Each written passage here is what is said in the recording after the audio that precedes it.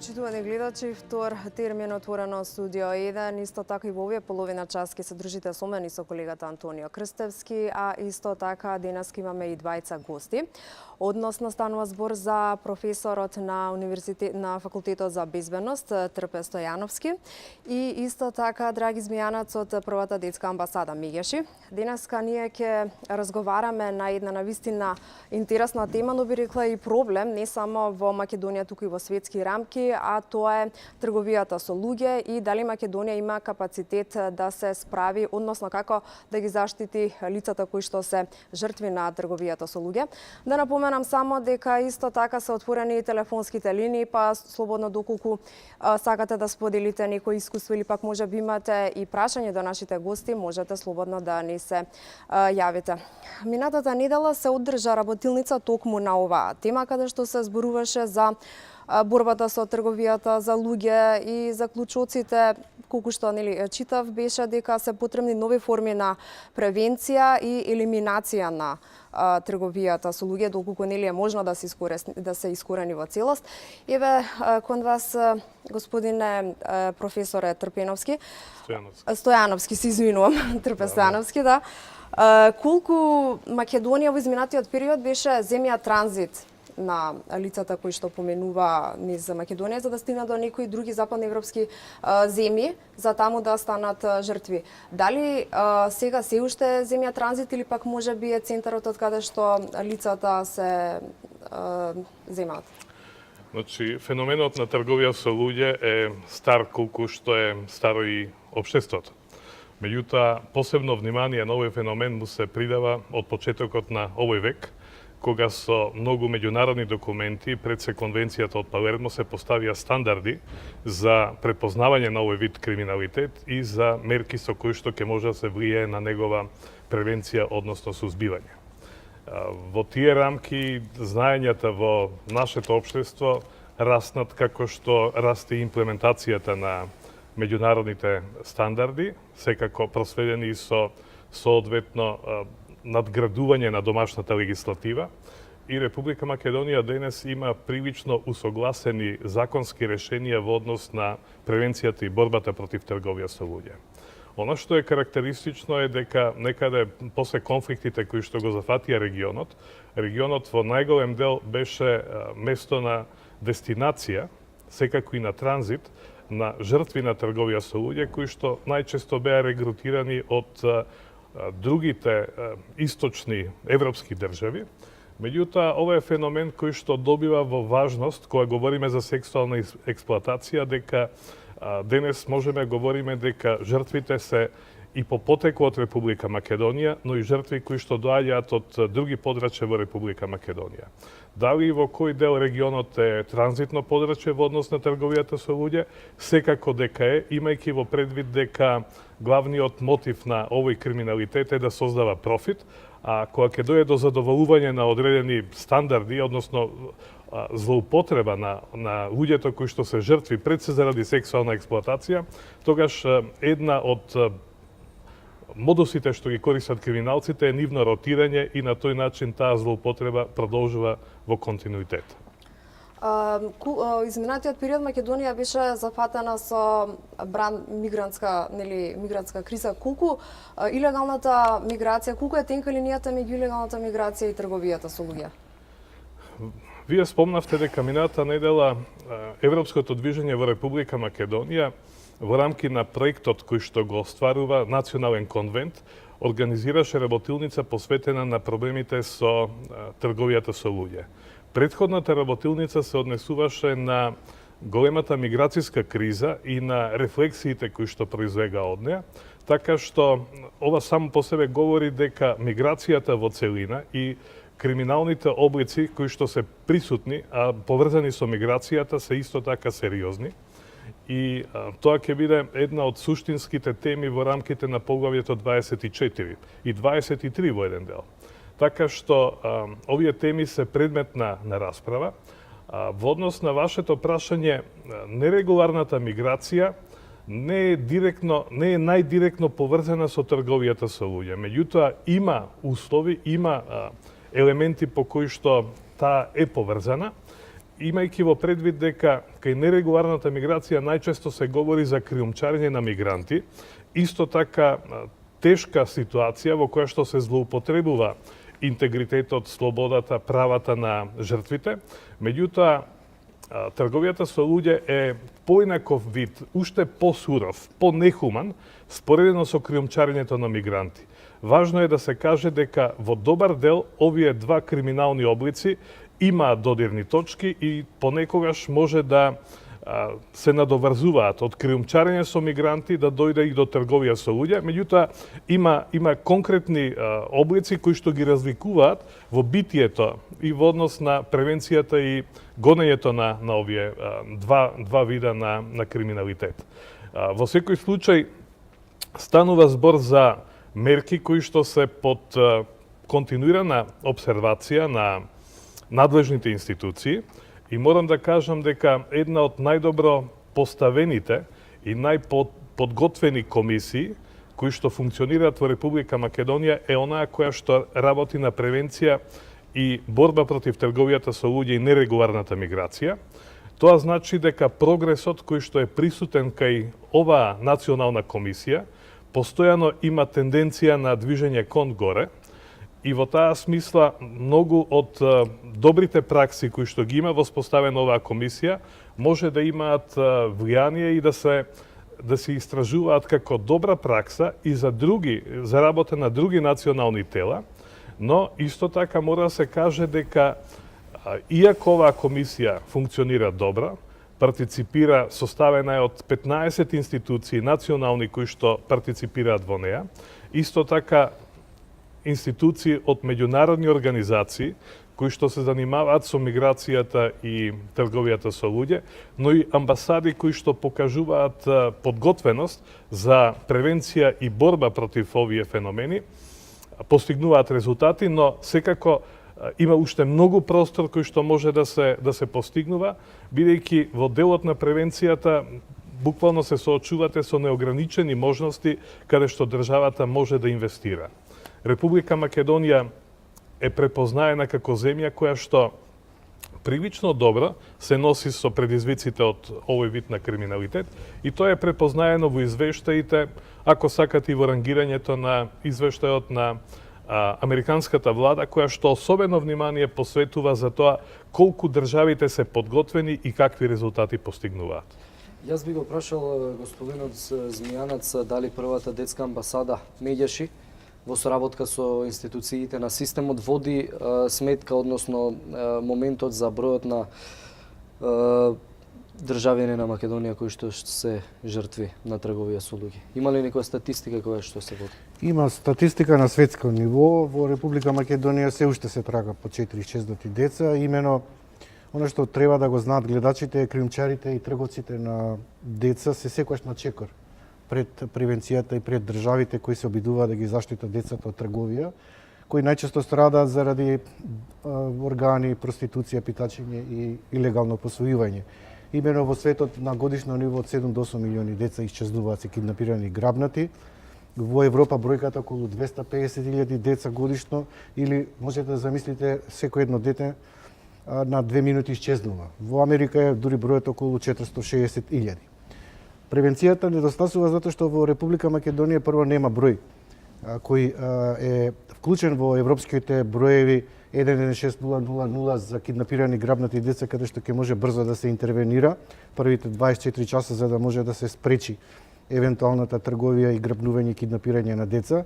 Нема воспитно образовен програм кај што децата ќе се учат од рана возраст да го препознаваат потенцијалната, да не бидат потенцијална жртва. Исто така не се обучуваат како да се самозаштитат, а исто така ако веќе се жртви не се обучени ниту доволно знаат како да дадат одреден знак, сигнал кон пограничните органи дека се тргува со нив. Секако тука недостасува и системска работа со пограничните органи за да забележат кога детето е жртва, за да можат навремено да го отргнат од канџите на криумчарите.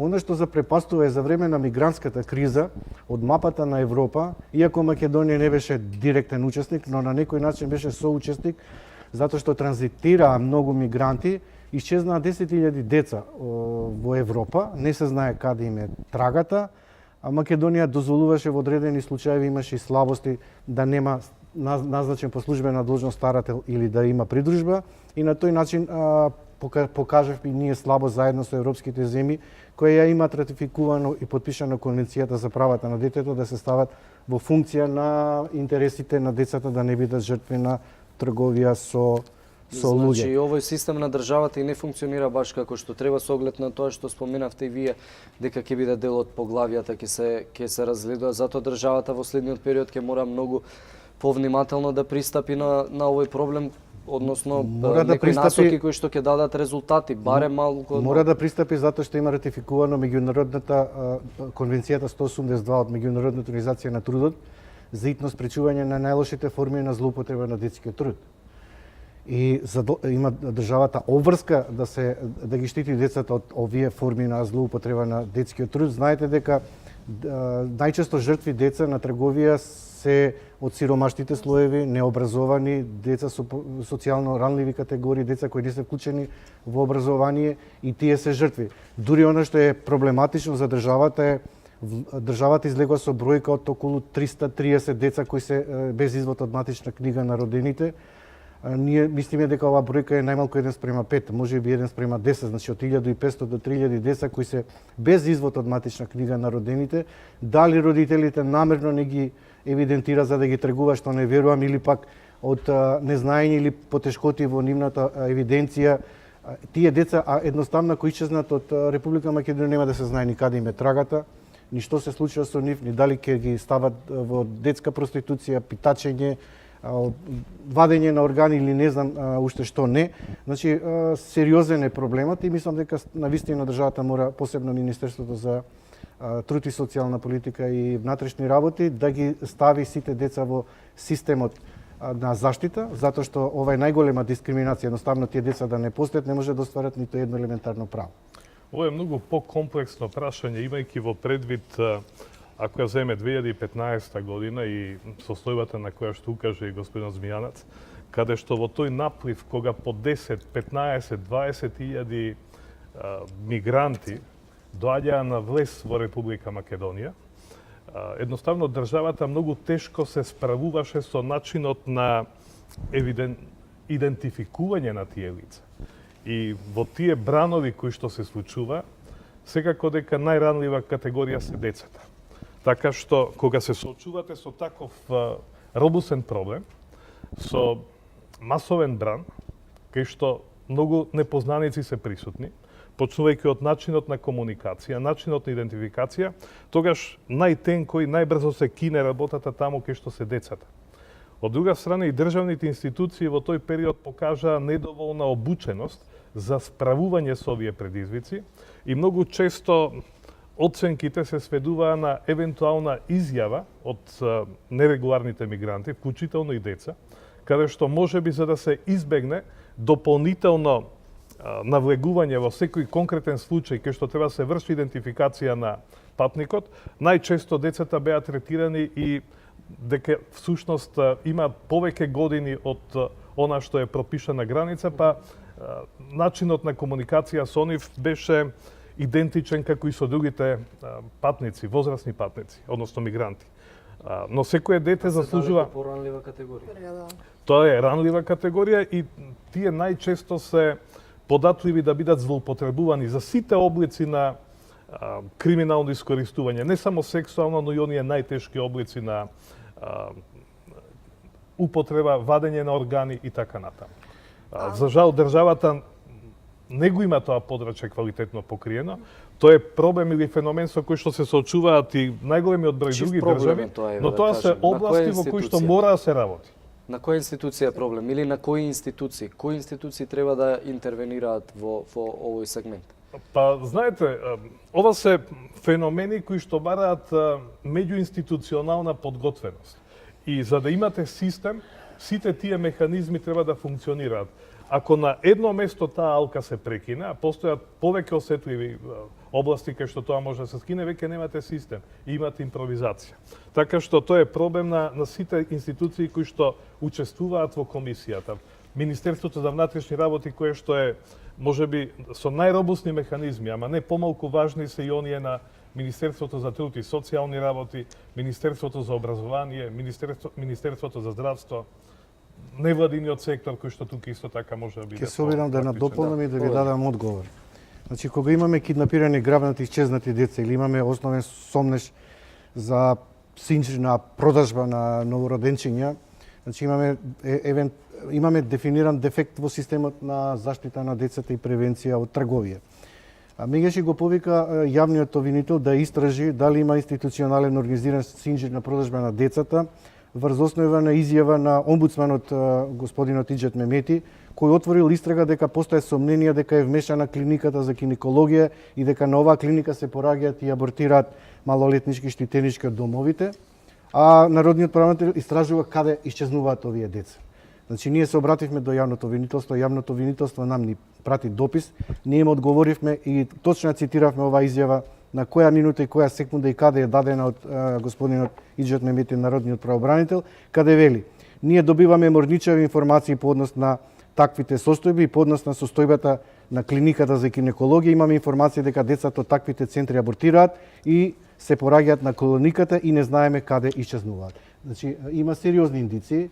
Токму на таа средба се сретнав јас и со јавната обвинителка, која ми потврди дека е покрената истрага и се обидува да најде дали има евентуална криминал и корупција во државните институции и дека се тргува со новороденчиња од поранешни штитенички во институциите. Што говорат вашите последни информации?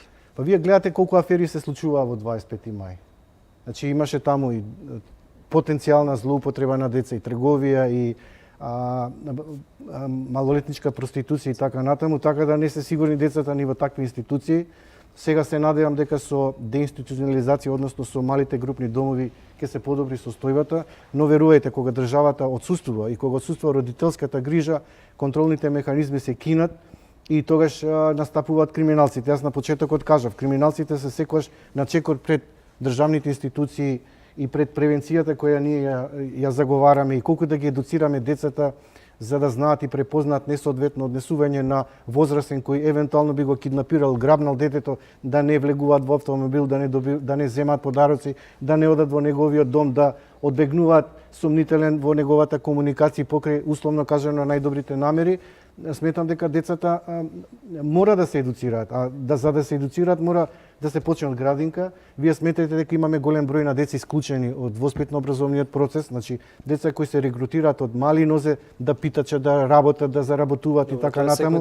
Ако го вклучиме во градинка со бенефиција од државата, имаме веќе начин како да му стекнеме одредени животни вештини, воспитание и образование и да го отргнеме од евентуалната трговија и злоупотреба. И на евентуално неговите родители, и на криминалци, кримчари кои ги тргуваат децата. Па дури и за питачење, не мора да ги грабнуваат и да ги злоупотребуваат на други побрутални начини и форми на злоупотреба на детскиот труд.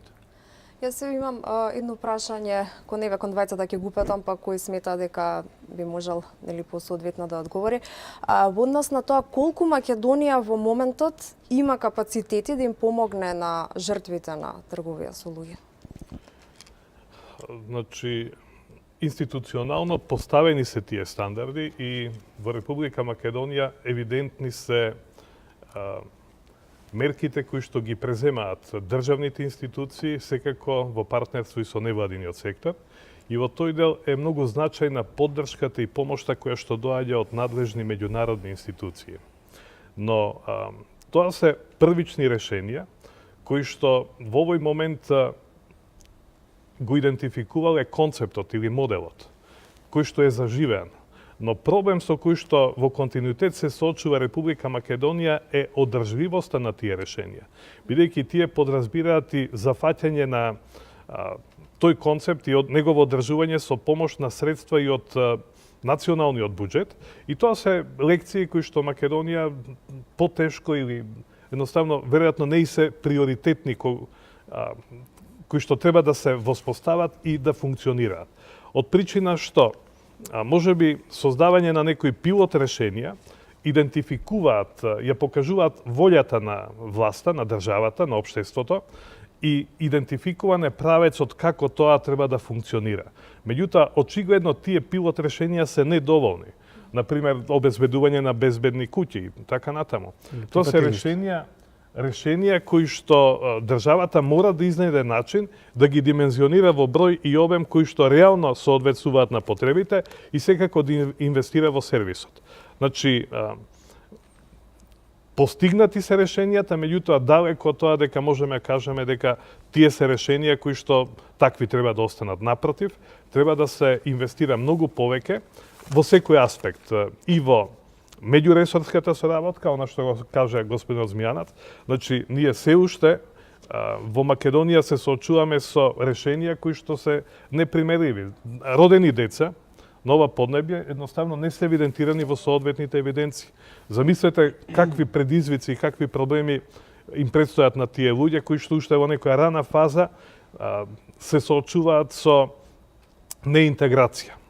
Така што можноста да отидат во она сива зона или во зона на криминално однесување е многу поголема отколку ако тие бидат интегрирани и бидат дел од системот. И она што може би една од главните забелешки во однос на државните институции е дека законските решенија кои што интензивно се носат, најчесто создаваат ситуација државните институции да имаат прилично јасен хоризонт за нивните обврски, кои што најчесто од аспект на почитување на законот ќе добиете одговор дека ги исцрпеле средствата, односно модалитетите на нивно постапување, одговориле на законските обврски.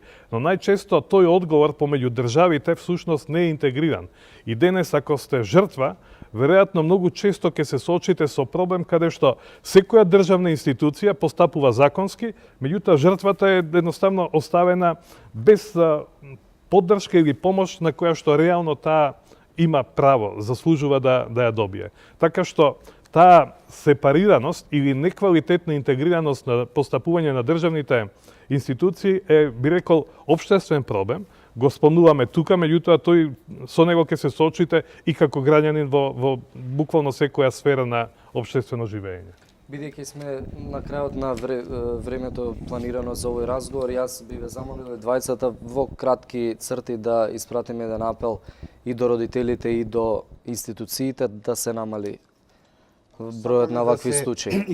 Искорени злоупотребата на детскиот труд, трговијата со деца и така натаму. Државата мора и да има финансиски импликации, односно да го зголеми буџетот и да ја реши детската сиромаштија под број 1.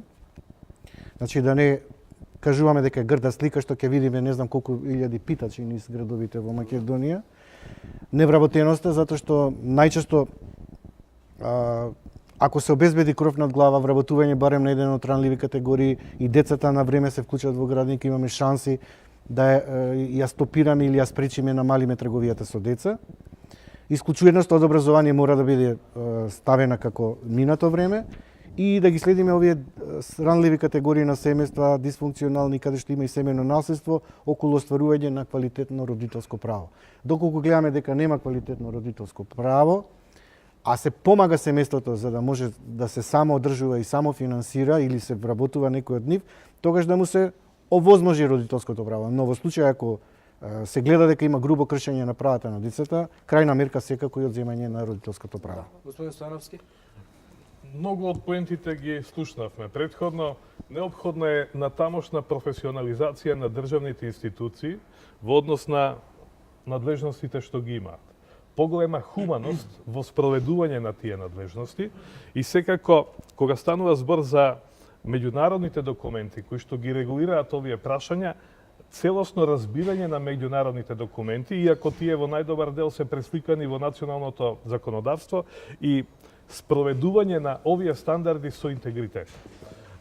Веројатно тоа ќе бидат чекори со кои што ќе се надминат некои од потешкотиите со кои што се соочува општеството, иако кога станува збор за криминалот, тоа е категорија која што не може да ја елиминирате. Но да се држи под контрола и да се инвестира во превенцијата. Да, јас ви благодарам за гостувањето. Широка е, голема е темата, бара повеќе простор, меѓутоа нас толку не дозволува времето. Се надевам дека во следна прилика ќе имаме повеќе простор да разговараме. Почитувани гледачи, останете со програмата на 1 ТВ. Се враќаме по една кратка пауза со колегата Дејан Андоновиќ. Ке ги анализираме последните и најактуелни случувања односно вести од светот.